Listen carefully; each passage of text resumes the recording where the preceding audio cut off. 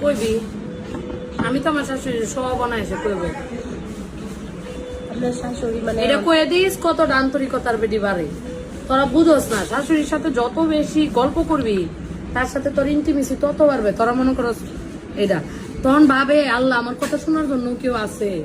আমি আমার শাশুড়ির কথা শুনি একমাত্র কারণ তার কথা কেউ শুনে না একমাত্র মনে আমার মতো অদম ছাড়া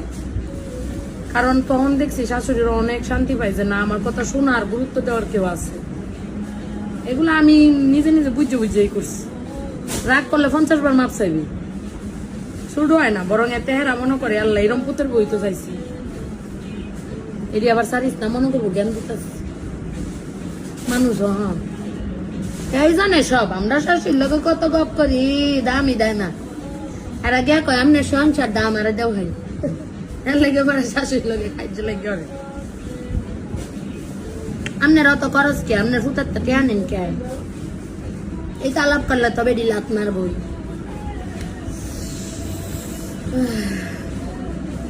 কেউ বোঝানো যাবে না দুনিয়াটা চাইলেই সহজ করা আর যেটি একদম সহজ হয় না এটি মাথাতে ঝাইরা রাখলি হয় আমার কি সব লাইন সহজ এরা বলে যে রান্না করতে গেলেও শাশুড়ি পারমিশন নেই একটা জিনিস খাইতে গেলেও শাশুড়ি হ্যাঁ লাগেই তো এগুলো অবশ্যই লাগে আমি আমার শাশুড়ির এই দায়িত্ব আমি সকালে সবার আগে জিজ্ঞাসা আমার কি রান্নু প্রত্যেক দিন এই কথাটা প্রশ্ন করি আর যাদের রাগ উঠতে পরে এত জিজ্ঞাসা জামুকে আমি মাতবনি ক আমার এই জিনিসটাই ভালো লাগে তাদেরকে যত গুরুত্ব দেওয়া হবে তারা ততটাই তোমার উপরে ডিপেন্ডেন্ট হবে আর আমরা হেইলা রেখে জিজ্ঞাস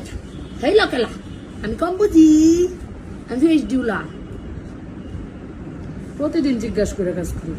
হ্যাঁ খাইতে গেলে উনার পারমিশন নেই না কারণ আমি এমনি কম খাই বেটি আরো যাইতে খাওয়া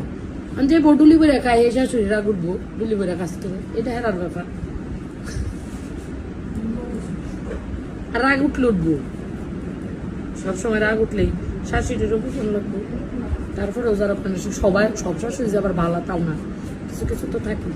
বুঝে গেছে আর চমলক্ষ ম্যারিড এত সুন্দর একটা জিনিসের পরিবর্তন হয়েছে